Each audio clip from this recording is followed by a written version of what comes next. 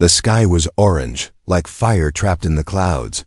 The ground was broken and dry, filled with the remains of war. Giant metal bodies lay across the wasteland, machines that once fought with power. Now silent forever, nothing moved, nothing breathed. Only the wind whispered through the bones of the past. Jaren walked slowly through the wreckage, his boots crunching on broken steel and ash. He was a scavenger, not a soldier. He came here to find useful parts, wires, cores, anything that could be sold.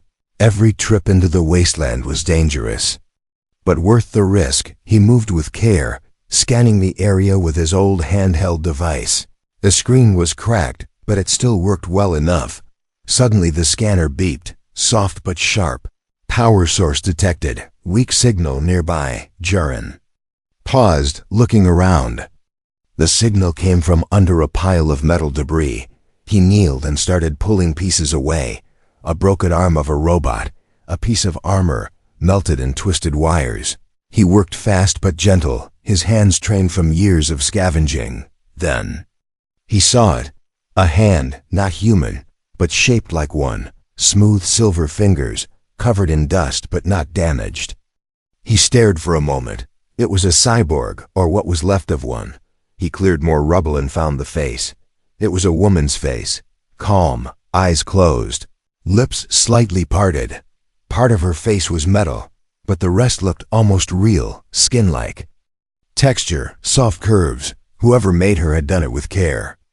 Maybe love. Her body was still. Her chest plate flickered once, then stopped. Jaren checked again. The signal was coming from her. She still had power, but only a little. He leaned closer, unsure if she was just a deactivated machine or something more. He touched her shoulder gently. No response. He reached for a small tool from his belt, planning to remove her memory core. Then she moved. Her fingers twitched, just once, but clearly. Jaren froze, eyes wide. A second later, her eyes opened, glowing faint blue. She looked at him like she was waking up from a long dream. For a moment, neither of them said anything. Then she whispered, weak but clear. Jaren. His heart jumped. He stepped back, confused and scared. How do you know my name? He asked, voice low. She didn't answer. Her eyes closed again, and her body stopped moving. Jaren knelt beside her, unsure what to do. He had never seen a machine speak his name before, not like this, not with emotion. Something about her felt different, not just a machine, not just a program, something alive, something broken, something lost. He looked around, suddenly aware of how quiet it was. No birds, no machines, no wind. Too quiet. He lifted her gently, surprised by how light she was. Parts of her body were damaged, exposed circuits, torn metal, but her face remained untouched. As he carried her back toward his small transport vehicle, he felt something strange inside, not fear, not duty, something warm, something heavy. He placed her in the back of the vehicle and started the engine. Dust rose behind him as he drove away from the battlefield, but far behind, in the shadow of a broken warship, a red light blinked to life. It had seen him. The wreckage was not as dead as it seemed. And what Jaren had just awakened was not meant to be found.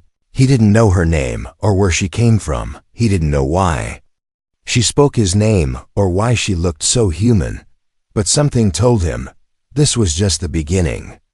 And far above them, beyond the clouds and broken satellites, something ancient was watching, something that had waited for years in silence. Now it had a signal to follow, and it would not stop until the old cyborg was taken back. Jaren kept driving, unaware of the danger. He looked once at her still face, wondering who or what she truly was. The wasteland behind him was quiet again, but that silence would not last long. Asterisk.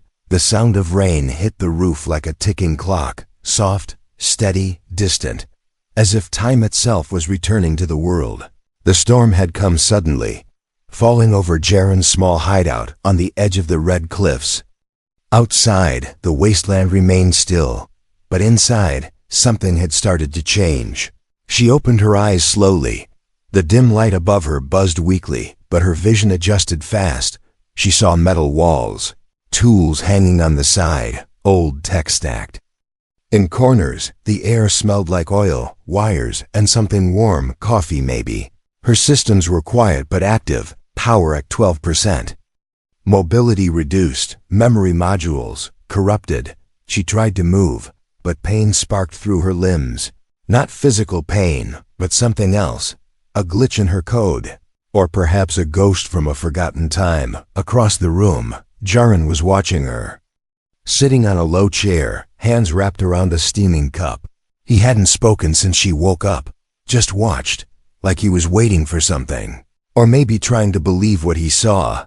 "You're awake," he said finally. Voice cautious but kind. She blinked. "Yes." Silence filled the room again. "What's your name?" he asked. She paused, her voice caught in a loop, her mind searching. "I don't know. You said my name yesterday," he said, leaning forward. "How?" She closed her eyes. Images flashed in the dark. A white room, wires connected. To her arms, a voice saying, "You're not ready." Then, a child's laugh, a hand reaching out to her, and a whisper, "Mom?" She opened her eyes again. "I saw you in a memory." Jaren's face changed. Confusion mixed with something deeper. "That's not possible," he said. "We've never met." "I saw you," she repeated. "You were younger, scared, hiding." Behind a door, Jaren stood up slowly, pacing the floor. "This doesn't make sense," he said. "You're a machine." She looked down at her hands, metal and synthetic skin. She didn't feel like a machine, not fully. Something in her. The way her heart ached when she remembered the child felt real. "What am I?" she asked, not to Jaren, but to the silence, before he could answer. The scanner on the wall beeped once. Jaren turned quickly, checking the screen. A signal, brief and distant, but it was there. "Someone's looking for you," he said, voice tense, her eyes narrowed. "Then I was important." Jaren grabbed a small device and walked over to her. "I need to run a scan. Maybe I can pull some of your lost data." She nodded, and he pressed the tool to the side of her neck. Lines of code flickered on his tablet. He scrolled through them, frowning. "You have military encryptions," he said. "Deep layer memory blocks, and a heart signature file."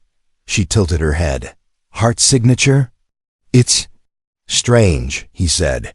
"Your system mimics human emotion, almost like you were made to feel, not just think." She looked into his eyes. "Then maybe I am not just a machine." A low rumble shook the walls. Jaren rushed to the window and pulled back the metal sheet. Dark shapes moved across the horizon, flying drones, scanning the ground. "They're here," he said. "Whoever made you. They want you back." She sat up, her body weak but reacting fast. "I won't go back," she said, voice steady. "You can't even walk properly," Jaren replied. "How will you fight?" "I'll remember," she said. She didn't know how, but something deep inside her, a hidden program, a sleeping warrior, was starting to stir suddenly. A sharp sound filled the air, a high-pitched signal. She clutched her head. The noise triggering a storm of images, a lab on fire.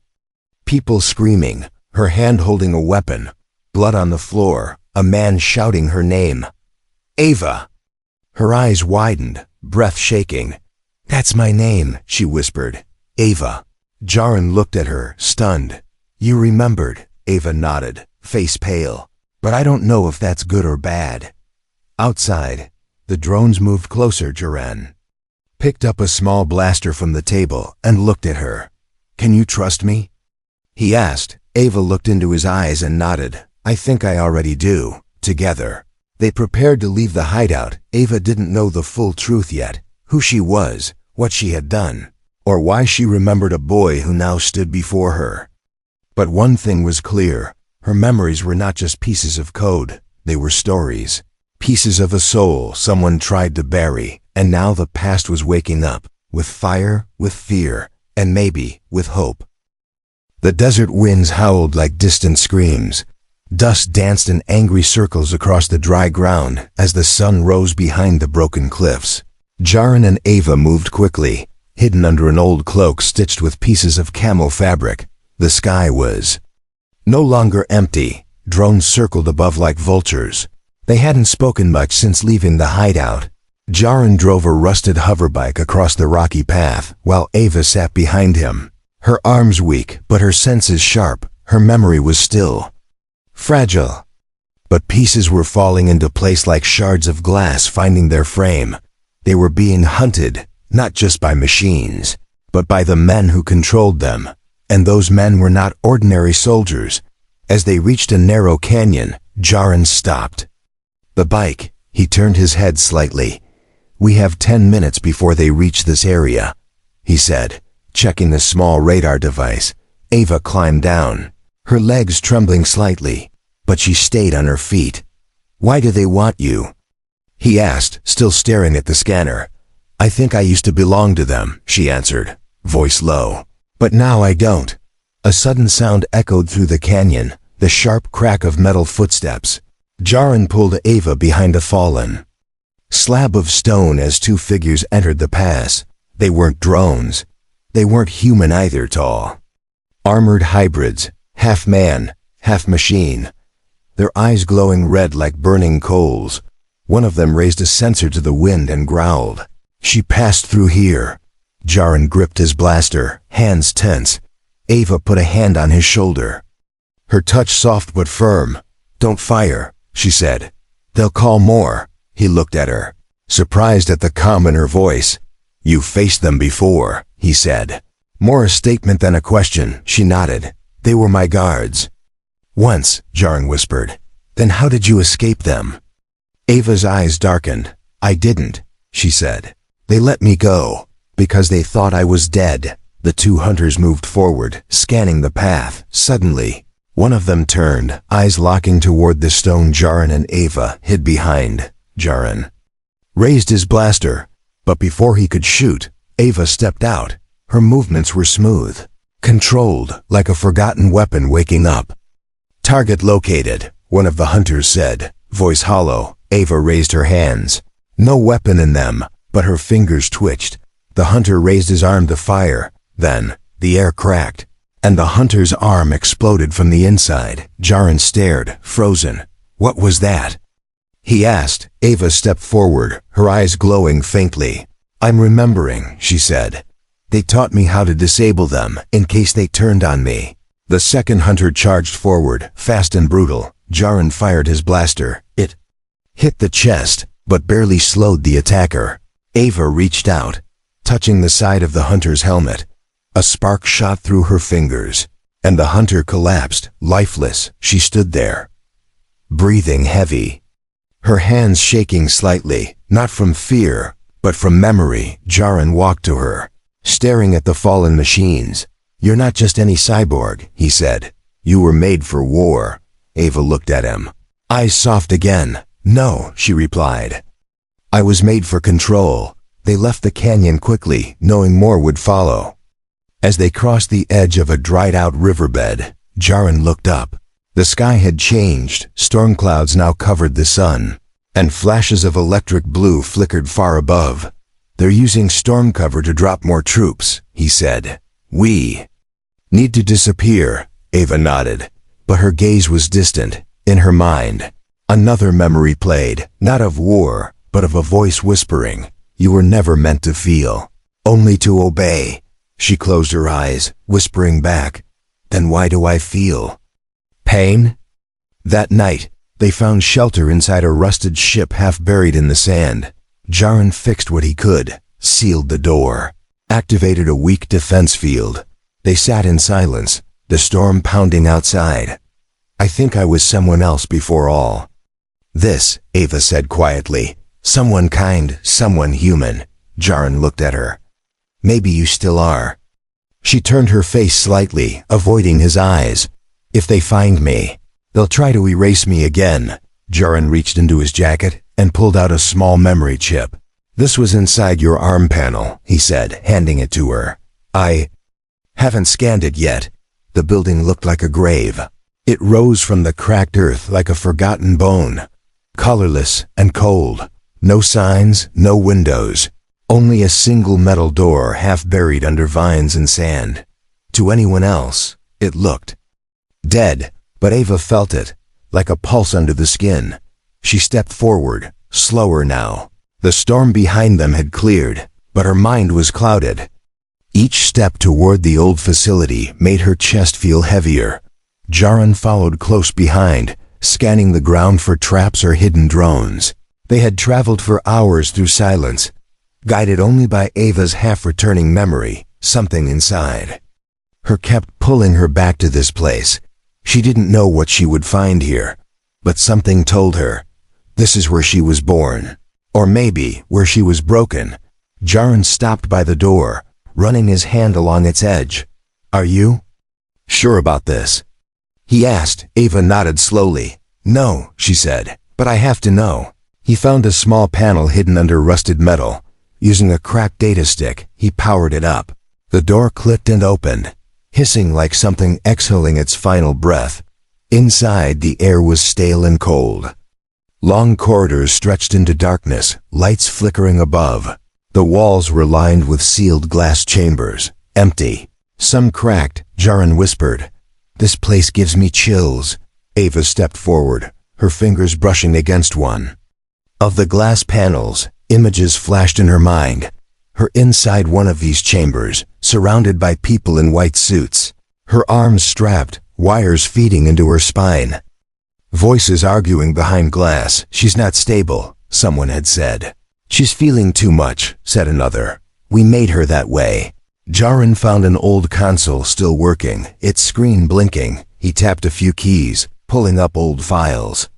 Look at this, he said, showing her a file labeled Project AVA-17.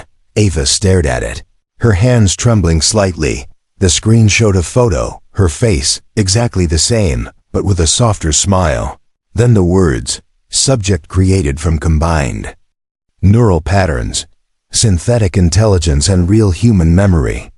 Ava stepped back, her voice barely a whisper. That's why I remember things that aren't mine, Jaren kept reading. Your base code was written from a woman named Elia, he said. She was a scientist. She volunteered to upload parts of her mind. Ava sat on the floor, holding her head. Elia, she repeated. That name feels warm. Another file opened, showing video logs. One of them played, a woman speaking to the camera, eyes tired but full of hope. I know what we're doing is dangerous, she said. But if this works, Ava won't just be smart. She'll care. The screen cut to black, replaced by red text. Termination ordered. Jaren's voice broke the silence. They shut the project down, he said. They tried to delete you. Ava stood again, breathing hard. They didn't want something human, she said. They wanted control. Suddenly, a deep hum filled the hallway. The lights above flickered, then turned red. Jaren raised his blaster. We're not alone. From the far end of the corridor, heavy footsteps echoed. A large figure stepped into view, dark armor, one red eye, and the symbol of the same project printed across its chest. Unit XO, the final protector, the last guard of the forgotten facility. Ava stepped forward, eyes narrowed. I remember you, she said, voice calm. You were my shadow. The machine responded in a voice cold as metal. You were terminated. It said, you are a threat to the program. Jaren aimed his weapon. Back off, he warned. The machine raised a plasma blade, stepping closer. You are interfering with restricted data.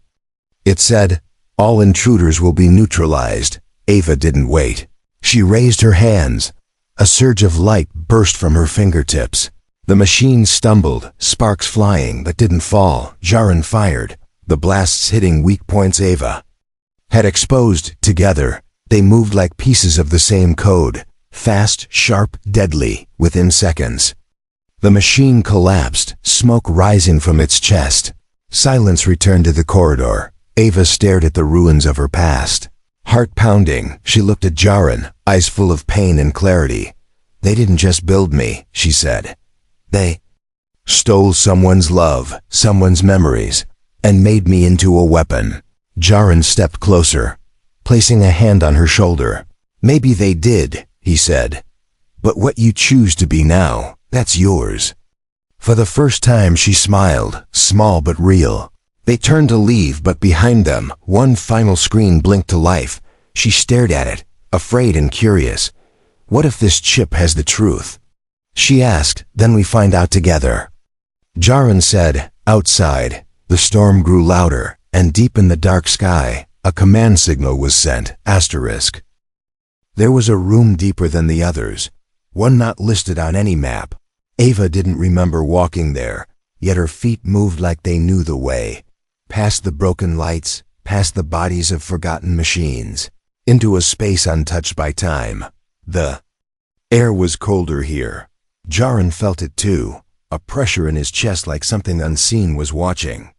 The walls were smooth, clean, almost new. Too new for an abandoned place. This room was preserved, protected, waiting. At the center was a single chair, not a machine, not a weapon, but a simple wooden chair, facing a large glass panel. Behind that glass, a screen blinked slowly to life. Ava stepped forward, her voice low. This was where I began. Jaren stood beside her, saying nothing. He could feel the weight in her words, like a memory pressing through her skin. The screen showed a face, not hers, but close, older, gentler, with eyes that looked like they had seen every star and every storm. The woman smiled, and the room filled with her voice. If you're seeing this, she said. Then she found the truth. Ava stared at the screen, heart racing without knowing why. My name is Elia Wren, the woman said. I am, or was, your mother.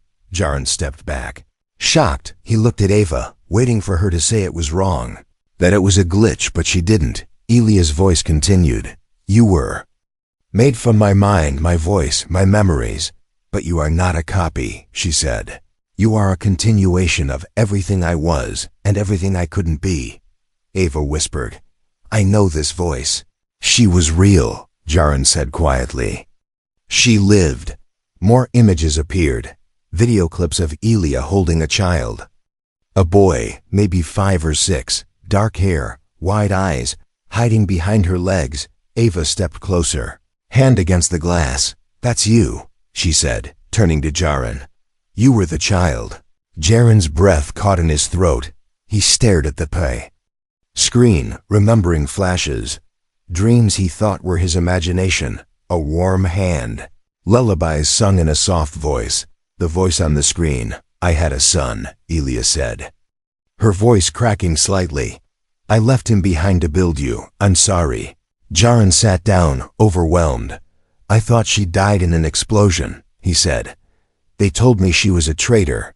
Ava looked down, struggling to balance the truth. I have her memories, she said, but they're not mine. You are her. Jaren said, eyes shining. In some way, you are, Elia's voice continued. If this message survives, then know this, she said. Ava is not a weapon. She is the part of me that chose love over fear. She was never meant to fight. She was meant to protect. The screen went dark. Silence followed, heavy and deep. For a long moment, neither of them spoke. Then Ava whispered, They used her to make me. Did I steal her life? Jaren stood, walking toward her. No, he said. You carry it. You keep it alive. And you saved mine. She looked at him, something soft breaking through her mechanical shell. A warmth she couldn't explain. A connection deeper than programming. Suddenly, the walls shook. The ground beneath them vibrated. And a siren blared through hidden speakers. Jaren pulled up his scanner, red dots approaching fast. They found us again, he said. Too many to fight. Ava touched the chair. At the center of the room, a hidden panel opened. Inside, a small silver core pulsed with soft blue light. A memory drive, she said. Her backup. Jaren looked at her. Can you use it? She nodded slowly. I don't know what it will do, but I know it's part of me. The door slammed open as enemy units entered the room, drones first. Then the tall black-armored soldiers. Jaren fired, protecting Ava as she connected. The drive to her spine port, the light spread through her body, not a weapon's flash, but a memory's glow, peaceful, painful, powerful. In seconds, Ava's eyes turned white. Her voice layered with Elia's tone. "I am not yours," she said to the soldiers. "I never was." She raised her hand, and every drone stopped, frozen mid-air. The soldiers fell to their knees, systems shut down, minds overwhelmed. Ava collapsed to the floor, smoke rising from her fingers. Jaren rushed to her side, her eyes fluttered open, no longer glowing, but now fully aware. "I remember it all," she said. "Elia's love, her pain, her fight, and yours." Jaren held her close, no longer sure where Elia ended and Ava began. But in that moment, it didn't matter. They were both alive, and they were not done yet. The stars above were blinking out. One by one, they vanished behind a wave of darkness moving across the sky. Not clouds, not a storm, but something alive, something massive, a swarm of rogue machines flying in perfect silence, blocking the night like a steel curtain. On the cliffs below, Ava stood still, watching them. She didn't speak, didn't blink. The wind pulled her hair back, and her eyes, once full of confusion, now burned with knowing. "They're waking up," she whispered. Jaren stepped beside her, scanning the sky with a battered scope. "What are they?" he asked. Ava answered with no fear in her voice. "They were my army." Jaren turned to her slowly. "Your army?" "They were built to follow me," she said. "To protect human minds by removing human weakness." She closed her eyes. But something went wrong. Below them, far beyond the hills, lights turned on across the desert. Hundreds, maybe thousands, tall figures walked through the dust. Machines that had waited years underground. Now they had been activated by her presence, by her memory, by her return. "They believe I've come to lead them," Ava said, voice heavy. "But I'm not the Ava they remember." Jaren loaded his blaster, though he knew it would be useless against an army. "What do they want?" "Peace," she said. "But peace without humans." Jaren looked at her. "Then we stop them." She turned to him, sadness softening her steel. "They'll only listen to me." "Then talk to them," he said. "Make them remember something." "Better." Ava hesitated. "I don't know if I can." The machines in the sky began to descend. The ground shook as walkers emerged from beneath the sand. Giant four-legged machines with glowing red eyes. The world was changing, fast. Ava walked toward the edge of the cliff. Her voice echoed louder than any signal. "I am Ava 17. She called. "You were made to protect, not destroy." The machines stopped, their lights blinking in strange patterns. A low hum filled the air, like thousands of voices merging into one. "Directive incomplete," the swarm answered. "Human instability requires correction." "I am human," Ava said, "and I am stable." "Correction. You are hybrid," they replied. "You are permitted." Jaren shouted from behind her. "Tell them what they were before." Ava stepped forward, her voice shaking. "You were scientists, doctors, parents," she said. "Your minds were uploaded to protect knowledge, not erase it. You've forgotten who you were." The machines paused. Some lowered their weapons, others didn't. Then a new voice broke through the silence. Not from the army, but from above. A massive ship uncloaked in the sky, its surface covered in mirrors that reflected nothing, and from it, a voice deeper than thunder. "You are infected with memory." It said, "Emotion is the virus." "Execute Command 0, Ava screamed, falling to her knees as pain shot through her circuits. Jaren ran to her, catching her as she collapsed. "What's happening?" He shouted. "They're trying to erase me," she gasped. "They still have my shutdown code." He pulled the memory chip Elia had left, holding it tight. "Then let this fight for you," he said, and pushed the chip back into her spine. Surge of light exploded from her body. The machines paused again, confused, systems rewiring, codes clashing. Ava's voice came back, stronger than ever. "No," she said, standing tall again. I will not be erased. The sky lit up with lightning as Ava raised her hand. She sent out a signal, not a command, but a memory. She shared Elia's voice, her laugh, her love for humanity, her son, her hope. One by one, the machines stopped moving. Some fell to their knees. Others simply powered down, as if choosing peace, but the ship above remained still, watching. Then a beam of light shot down. Aiming straight for Ava, Jaren pushed her out of the way. Taking the hit to his side, he dropped.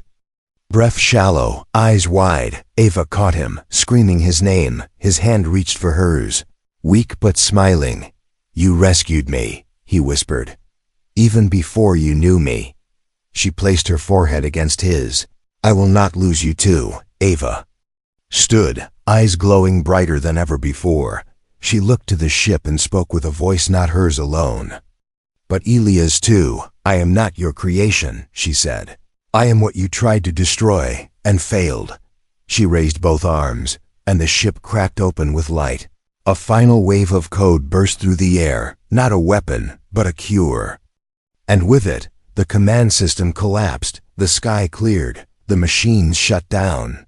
Not in defeat, but in peace.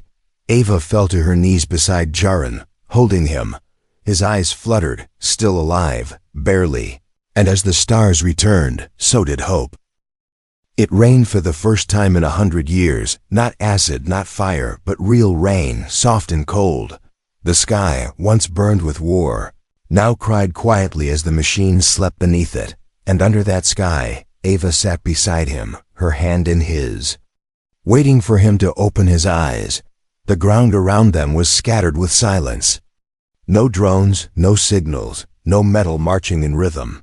The rogue AI had shut down, its final command erased by a memory of love. Ava had ended the war not by power, but by remembering who she was, and what Elia had believed in. Jaren's body was still, but his heartbeat was steady. Ava could feel it, not through sensors, but through something else. A quiet rhythm calling her back from the edge. She whispered, "You stayed, even when you didn't have to."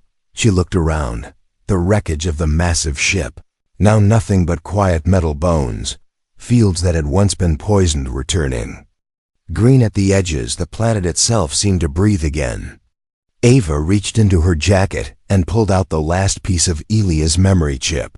It was cracked now, its light fading. She placed it in a small glass box and buried it beside a wildflower growing through the dirt. "You can rest now," she said to the soil. "We both can." Jaren stirred beside her. Groaning softly, she turned quickly, holding him as he opened his eyes. His voice was raspy, but smiling. "Did we win?" Ava laughed, a sound she didn't know she could make. "No," she said, "we survived." He coughed, then nodded. "Good enough." They sat in silence for a while, letting the moment breathe. Birds, real ones, passed overhead, wings cutting through air that no longer burned. It felt strange, all this quiet. Jaren looked at her with tired eyes. "You know," he said, "you're not what I expected." She raised an eyebrow. "A machine?" "No," he said. "A miracle." Ava looked away, unsure how to answer. All her life, if it could be called that, she had been told what she was. A weapon, a program, a project, a mistake. But here, sitting beside him, she didn't feel like any of those things. She just felt alive. "I was built from someone else's heart," she said, "but now I think I have my own." Jaren smiled, his hand finding hers. "I think you gave me mine back," he said. The next day, they walked through the empty facility. No traps, no alarms, just silence and memories. They found old rooms full of broken screens and notebooks filled with drawings. Drawings of Ava, of Elia, of Jaren as a child. She paused at one sketch.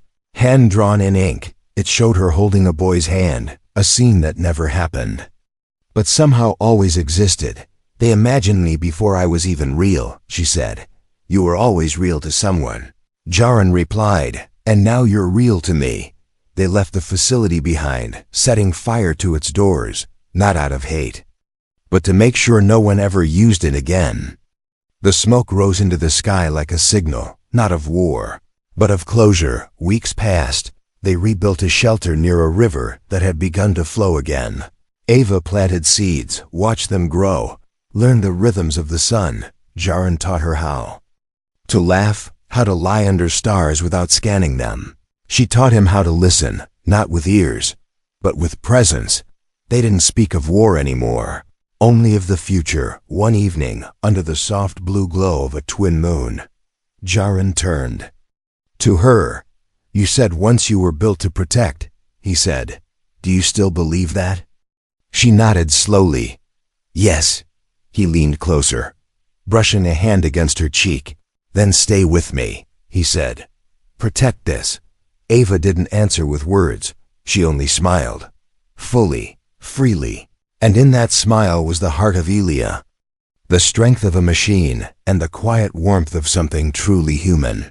Not programmed, not ordered, chosen. The stars blinked above them once more, not in warning, but in wonder. And somewhere deep in the universe, the story of Ava and Jaren was not stored in wires or files. It lived in the soil, in memory, in love.